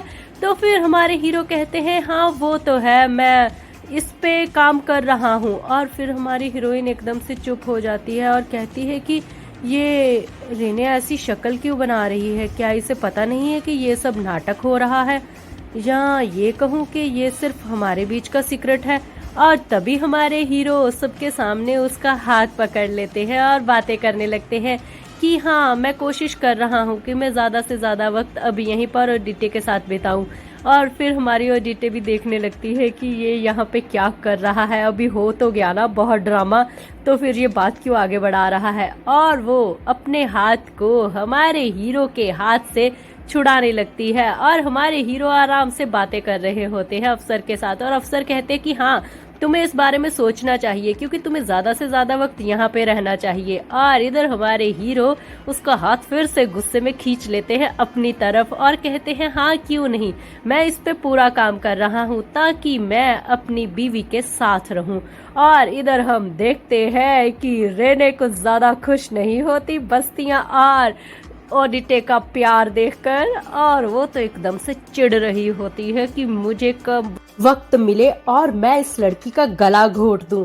मगर सबके सामने ये एक परफेक्ट कपल की मिसाल होते हैं और जिसे सब अब देखकर मान जाते हैं। स्टार्टिंग में ही हम देखते हैं कि हमारे हीरो अपने भाई के साथ ऑडिटे को देख लेते हैं, जिसकी वजह से उन्हें तो समझ में नहीं आ रहा होता यहाँ पे क्या हो रहा होता है। सच में शायद वो बहुत ज्यादा जेलस फील कर रहा होता है, उसे बिल्कुल भी अच्छा नहीं लगता है इस तरीके से ऑडिटे को अपने भाई के साथ देखकर, और वो कंफ्यूज होता है वो दोनों यहाँ पे क्या कर रहे हैं। तभी हम लोग देखते हैं कि इससे पहले क्या हुआ था। फ्रांस एकदम से चिल्लाने लगता है और ऑडिटे से कहता है कि तुम्हें ये पेंटिंग पसंद है, मगर क्या तुम मुझे बता सकती हो कि तुम्हें इसमें क्या अच्छा लगा है, क्योंकि मैं तभी सोचूंगा ना तुम्हें ये पेंटिंग देने के बारे में, क्योंकि यहाँ पे सब लोग आते जरूर हैं आर्ट का दिखावा करने के लिए, मगर किसी को भी आर्ट के बारे में नॉलेज नहीं है। क्या तुम मुझे अपनी सच्चाई बता सकती हो? अगर तुम मुझे कुछ अच्छी सी टिप्स बताओगी जो कि मुझे इम्प्रेस कर सके तो शायद मैं अपना इरादा बदल दूं। तो हमारी हीरोइन उस पेंटिंग की तरफ गौर से देखने लगती है और कहती है कि मुझे इसके रंग पसंद है, इनमें कहीं ना कहीं उम्मीद है। ऐसा है कि इसका कोई सब्जेक्ट तो नहीं है, मगर फिर भी इसमें कहीं ना कहीं रोशनी दिखाई देती है, ड्रीम्स दिखाई देते हैं, ऐसे लगता है इसमें किसी का सपना छिपा है। और फिर वो यहाँ पर गैलरी के मालिक को देख के कहती है मैंने सही कहा ना, प्लीज मेरा साथ दीजिए। और फिर अपने दिल में सोचती है, और फ्रांस कहता है मगर लोग तो इसे बकवास पेंटिंग समझते हैं, मगर तुम्हें अपने इस विश्वास पर ही विश्वास करना होगा, ये सच में बहुत ही हसीन बहुत ही खूबसूरत है। तो हमारी हीरोइन कहती है कि हाँ वो तो है। तो इधर फ्रांस कहते हैं कि ठीक है मैं तुम्हें ये पेंटिंग देता हूँ। तो वो कहती है कि क्या सच में? तो वो कहता है हाँ मुझे कुछ ज्यादा नहीं, क्या हम लोग यहाँ पे पास ही में चाय पी सकते हैं? और इस तरीके से दोनों इस वक्त बाहर खड़े होते हैं और तभी ये लोग आपस में बातें कर रहे होते हैं। और हमारा हीरो सोचता है कि ये तो आर्ट गैलरी है ना, फ्रांस का यहाँ पे आना कोई बड़ी बात नहीं है। और ऑडिटे का, इसका मतलब ऑडिटे भी यहाँ पर कोई पेंटिंग खरीदने आई है क्या? और फिर वो थोड़ा सा खुद को रिलैक्स करता है और कहता है कि सच में मुझे थोड़ा सा रिलैक्स होना चाहिए। तभी हम देखते हैं फ्रांस एक नंबर को चिट पे लिख के हमारी ऑडिटे को ऑफर करता है और हमारी हीरोइन भी खुशी से उस चिट को उठा लेती है और इतनी खूबसूरत सी स्माइल करती है जिसे देखकर तो हमारे बस्तिया की जान निकल जाती है और वो इतना गुस्से में आ जाता है कि उसको तो बस अभी कुछ भी दिखाई नहीं दे रहा होता। फिर वो खुद को कंट्रोल करता है। उन लोगों ने किस नहीं की है, जस्ट एक दूसरे से चिट शेयर की है और उसने स्माइल पास की है बस। और फिर इधर हम देखते हैं कि फ्रांस तो काफी खुश होता है ऑडिटे के साथ और उसे कहता है कि हाँ हम अगली बार जरूर मिलेंगे और हमारी चाय ड्यू रही। और ये कह के वो वहां से चला जाता है और हमारी ऑडिटे इधर उधर देखने लगती है। हमारे हीरो भी उसे घूर कर देख रहे होते हैं, खुद को संभालने की कोशिश कर रहे होते हैं कि रिलैक्स हो जा। और इधर हम देखते हैं कि हमारी ऑडिटे तो सच में एक कॉफी शॉप में अकेली बैठी होती है बुक्स को लेकर। वो बड़े मजे से बुक्स को एंजॉय कर रही होती है और अपने मन में सोचती है कि इस तरीके से कभी कभी बाहर आना और इस तरीके से बैठना, थोड़ा सा एंजॉय तो मैं कर ही सकती हूँ ना। हाँ इतना तो काफी है, क्या मैं एक वीक में ऐसा नहीं कर सकती? और तभी उसके टेबल पर कोई नॉक करता है और उसे कहता है कि क्या मैं यहाँ पे बैठ सकता हूँ? मगर हमारी ऑडिटे तो बुक पढ़ रही होती है, उसका ध्यान बुक में इतना मगन होता है कि वो उसे बिना देखे ही कहती है कि यहाँ पर मेरे पति की जगह है, प्लीज आप यहाँ पर ना बैठें। और ये बोलकर वो उसे देखती तक नहीं है। मगर इधर हम देखते हैं कि सामने वाला शख्स कहता है तो फिर ठीक है, और चेयर को पीछे करके उस पे बैठने लगता है। और जब वो वहां पर उस चेयर पर बैठने लगता है तो हमारी हीरोइन तो एकदम से दंग रह जाती है और अपनी नजरों से देखने लगती है कि क्या मैंने इसे अभी बताया कि ये मेरे पति की चेहरा है और ये यहाँ पर बैठ रहा है। और वो गुस्से से उसकी तरफ देखने लगती है, मगर जब वो उसे देखती है तो उसकी आंखें फटी की फटी रह जाती हैं, क्योंकि ये शख्स कोई और नहीं होता, हमारे बस्तियां ही होते हैं, जो बड़े ही स्टाइल के साथ आके अपनी ऑडिटे के सामने बैठ जाते हैं। हाँ भाई, क्योंकि उसने कहा था कि उसके पति की जगह तो पति बैठ चुका है, सामने बैठ जाते हैं, जिसे देखकर हमारी हीरोइन एकदम से चौंक जाती है। और फिर वो उसे कहते हैं कि तुम यहाँ पर क्या कर रही हो, मुझे तो कुछ भी नहीं पता चला कि तुम यहाँ पे आ रही हो, मुझे किसी ने नहीं बताया। तो फिर हमारी ऑडिटे बताती है कि मुझे ज़रूरी नहीं लगा कि ये बात तुम्हें बतानी चाहिए, इसलिए मैंने नहीं बताई। मैं यहाँ पे सिर्फ आर्ट गैलरी में आई थी कुछ पेंटिंग्स देखने के लिए। तो हमारे हीरो कहते हैं कि सिर्फ आर्ट गैलरी में और कुछ नहीं। तो फिर वो कहती है कि हाँ, और कुछ नहीं, सिर्फ आर्ट गैलरी में ही। और एकदम से सोचने लगती है कि क्या मुझे इसे बता देना चाहिए कि मैं इसके भाई से मिली थी, मगर अगर मैंने इसे ये बताया कि मैं इसके भाई से मिली थी तो फिर इसे अच्छा नहीं लगेगा, क्योंकि इसके उसके साथ रिश्ते कुछ ज़्यादा अच्छे नहीं हैं। मगर अगर बात इसके भाई की चली तो ये भी पता चलेगा कि मैंने उससे उस पेंटिंग के बारे में पूछा जो कि मुझे इसी की गर्लफ्रेंड बोल रही है लगाने के लिए, और मुझे वो भी बताना होगा कि मेरे और उसके बीच में क्या बातें हुई थी। क्या इन सब बातों को अभी निकालना ज़रूरी है क्या? और वैसे भी मैं ये सब इसी के लिए तो कर रही हूँ ना, क्योंकि 2 साल के बाद उसकी बीवी ही तो उस घर में रहेगी, उसी के लिए तैयारी कर रही हूँ मैं, तो ये सब बोलने की ज़रूरत ही नहीं है मुझे। तो फिर वो कहती है कि हाँ, मैं तो बस यहाँ पर थोड़ी देर के लिए चाय पीने के लिए बैठी थी, मैंने कहा चलो थोड़ी देर रेस्ट कर लेती हूँ। तो ये बात सुनकर हमारे हीरो को गुस्सा आ जाता है, क्योंकि उसे हकीकत पता होती है। तो वो कहते हैं कि वाह डिटे, तुम तो बहुत जल्दी हर एक चीज में रचमिच जाती हो, लगता है वहां पर तुम्हें रेस्ट नहीं मिलती। अब तुम इतना सब कुछ मेरे उस घर में रहने के बाद, इतनी रेस्ट करने के बाद बोल रही हो कि तुम वहां से बोर हो चुकी हो, तो तुम अब बाहर निकलकर यहाँ पर रेस्ट करना चाहती हो। सच में यकीन नहीं आता मुझे तुम पर कि तुम जैसी लड़की इतनी कैजुअली ले सकती है इन सब चीजों को। तो हमारी हीरोइन को तो समझ में ही नहीं आता कि उसने कहाँ पर गलती की है। तो फिर हमारी हीरोइन कहती है कि क्या तुम मेरी निंदा कर रहे हो एक दिन घर से निकल आने के लिए, कि मैंने तुमसे पूछा नहीं? और हमारे हीरो कहते हैं कि तुम समझदार हो, तुम सही समझ रही हो। तो हमारी हीरोइन कहती है कि क्या अब मेरा इतना हक भी नहीं है कि मैं तुमसे बिना पूछे घर के बाहर एक दिन के लिए निकल सकूं? तो हमारे हीरो एकदम से वहां पर खड़े हो जाते हैं और उसे कहते हैं कि तुम्हें पता होना चाहिए कि तुम मेरे बारे में क्या सोचती हो। मैं तुम्हारा पति भी हूँ और एम्प्लॉय भी, आखिर तुम मुझसे चाहती क्या हो? तुम्हारी नजरों में मैं तुम्हारे लिए हूँ कौन, क्या बताओगी तुम? और इसके साथ ही सीन शिफ्ट होता है। 1 वीक के बाद हमारे दोनों कपल एक मेंशन में जाते हैं डिनर पार्टी के लिए, और हमारी हीरोइन सोचती है कि जब से वो वहां पर मिले हैं उसके बाद से बस्तियां उससे अच्छे से बात तक नहीं कर रहा, उसके सवाल का जवाब तक नहीं देता और उसे इग्नोर कर रहा है, मानो वो एक लाइन खींच रहा हो दोनों के बीच में। मगर वो बेचारी चुपचाप ये सब कुछ बर्दाश्त कर रही होती है कि उसे सिर्फ नाटक करना है 2 साल तक और कुछ नहीं। तब तक के लिए उसे यहाँ पर जो कुछ भी हो रहा है हर एक चीज को समझना होगा और चुपचाप बर्दाश्त करना होगा। तभी वो मेंशन के सामने पहुंच जाते हैं। ये एक बहुत ही आलीशान और जानदार शानदार मेंशन होता है जो कि देखने में ही बहुत खूबसूरत होता है।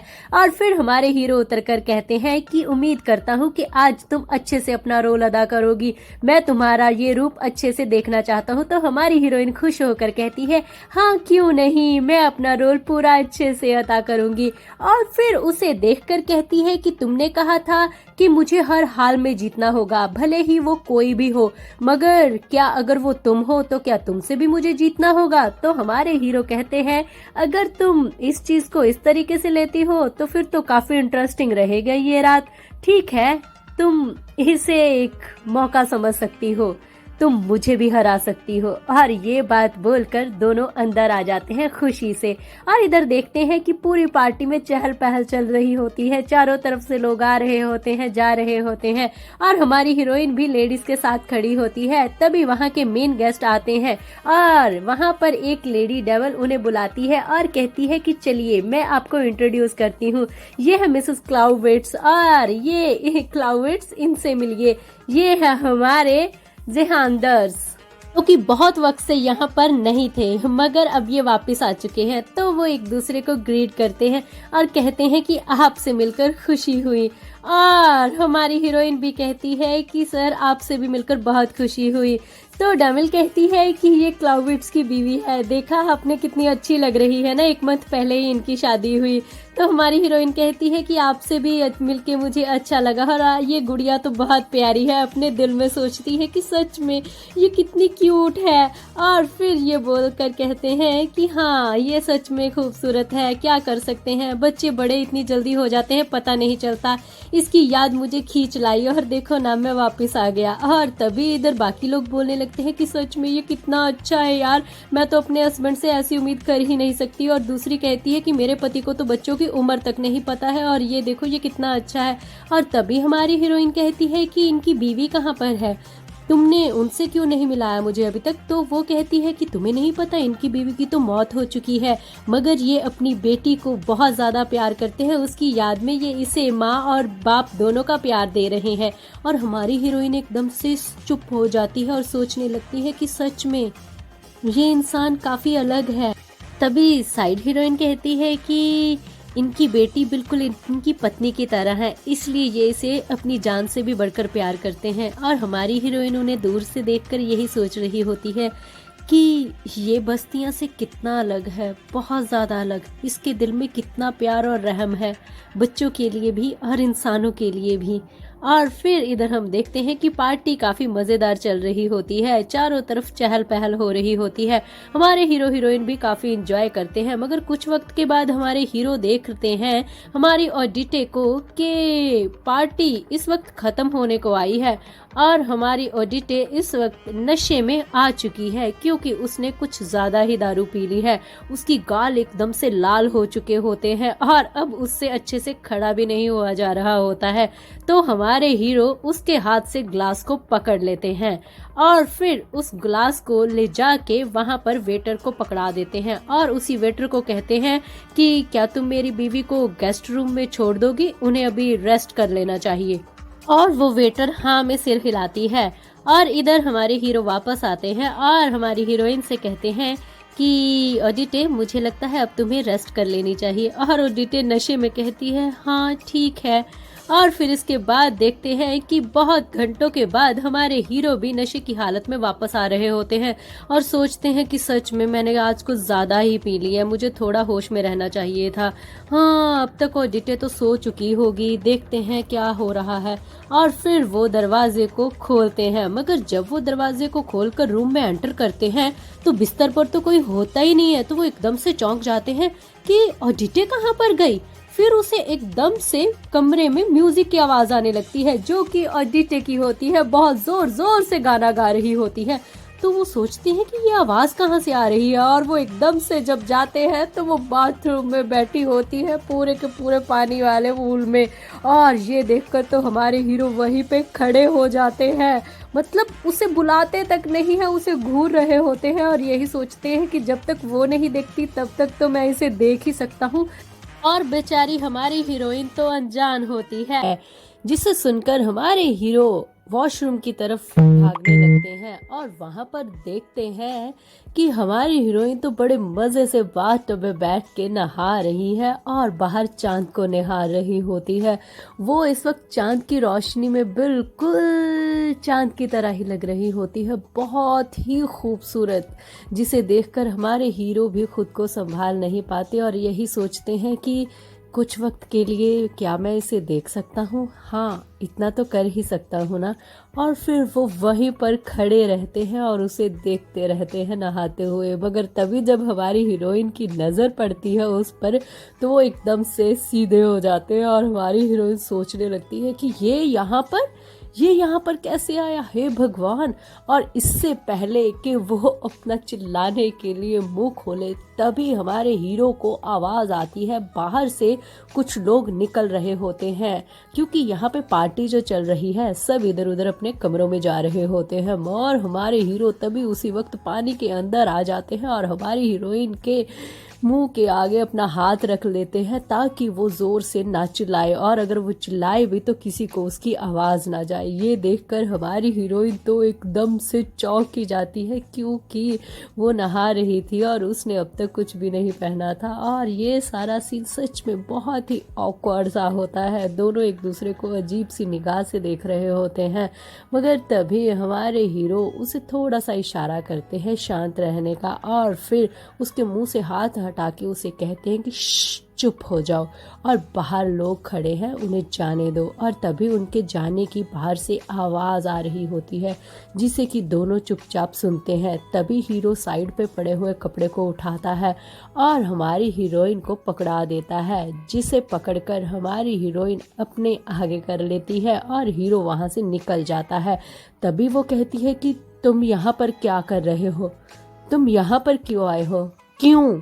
और ये बात सुन के हमारे हीरो को तो गुस्सा आ जाता है और कहते हैं कि तुम्हें क्या लगा ये कमरा सिर्फ तुम्हारे रहने के लिए है, क्या यही सोच रही थी तुम अब तक। बॉडीटे कहती है मुझे लगा था, और फिर हीरो कहते तुम्हें क्या लगा था। एडमायर डैमल से मैं ये कहूँ, जो कि महाराज की दोस्त है, कि हमारी मियाँ बीवी के बीच में कोई रिलेशनशिप ही नहीं है, ये तो सिर्फ एक सौदा है, क्या आप हमें अलग अलग कमरा दे सकते हैं। तो हमारी हीरोइन कहती है मुझे गलत मत समझो, मुझे लगा था कि तुम तो कुछ भी कर सकते हो, इसलिए मुझे लगा कि शायद तुम इस बात को भी सेटल कर लोगे। ये बात हीरो को गुस्सा दिलाने के लिए काफी होती है और उसका हाथ उठने लगता है हमारी हीरोइन पे। तभी हमारी हीरोइन को भी समझ में आता है कि उसने लाइन क्रॉस कर दी, और फिर वो नीचे चेहरा करके कहती है माफ कीजिएगा, इस बार मैंने लाइन क्रॉस कर दी, आई एम सॉरी। तो हमारे हीरो दूसरी तरफ देखने लगते हैं और कहते हैं कि मैं बाहर जा रहा हूँ, तुम जल्दी से ये सब कुछ खत्म करके बाहर आओ। और फिर हमारी हीरोइन वहीं पर कुछ वक्त तक बैठी ही रहती है, ये सोच कर के उसने क्या बोला, और शर्म के मारे कि यहाँ पर क्या हुआ, उसके पूरे गाल और चेहरा लाल हो चुका होता है। इधर हीरो बाहर आते ही सबसे पहले खिड़की का दरवाजा ही खोलते हैं एक गहरी सांस लेने के लिए, क्योंकि शायद उन्हें अब इस वक्त इस चीज की ज्यादा जरूरत थी। और बाहर चांद को देखने लगते हैं, जो कि इस वक्त बिल्कुल वैसा ही लग रहा था जैसा कि हमारी हीरोइन अक्स दिखा रही थी खुद का, मानो कि वो सच में एक चांद ही उतर आया हो जमीन पर। और अभी तक बस्तियां के चेहरे में मुस्कान थी, उस चेहरे की वजह से जिसे वो अभी अभी इस तरीके से देख कर आया था, और कहीं ना कहीं उसे कुछ अजीब सा महसूस हो रहा होता है। और सच में इस वक्त बस्तियां ने भी कहीं ना कहीं अपनी लाइन क्रॉस कर दी थी फीलिंग्स में। और तभी हम देखते हैं कि रात बहुत हो चुकी होती है, हर एक जगह सन्नाटा छाया होता है, सिर्फ पेड़ पत्तों की आवाज हल्की हल्की आ रही होती है हवा से। और हमारे हीरो तो बहुत ही मजे से सो रहे होते हैं अपने बिस्तर पर, मगर हम देखते हैं कि दूसरी तरफ हीरोइन नहीं है, क्योंकि वो वहां पर पास ही में एक चेयर पर बैठी देख रही होती है हीरो को, और सोच रही होती है कि क्या मैं यहाँ से भाग जाऊं, ये सही रहेगा। पर अगर मैं यहाँ से भाग गई तो कल न्यूज में क्या आएगा कि एक लड़की सिर्फ इसलिए भाग गई क्योंकि वो अपने पति के साथ एक बिस्तर पे नहीं सोना चाहती थी। और उसकी आंखों से हल्के हल्के आंसू बाहर निकलने लगते हैं, मगर तभी वो खुद को समझाती है और चेहरे को इधर उधर करते हुए ना उस आंसुओं को बहने से रोक देती है, और बस हिम्मत करके उड़ जाती है वहाँ से। और फिर आकर कहती है कि नहीं, मैं इस तरीके से नहीं भाग सकती, मैंने कॉन्ट्रैक्ट साइन किया है, मुझे कुछ न कुछ सोचना होगा। और अपने आंसुओं को भी रोककर यही कहती है कि इस शादी में मैं एक भी आंसू नहीं बहाऊंगी, मैं हर एक चीज को अपने तरीके से हैंडल करूंगी। अब आखिर तक पहुंचने के लिए आपका बहुत बहुत शुक्रिया। मैं जानती हूं मेरे पुराने व्यूवर्स के लिए ये सारे पुराने चैप्टर होंगे, मगर ये उनके लिए है जिन्होंने अब तक इसे शुरू से नहीं देखा।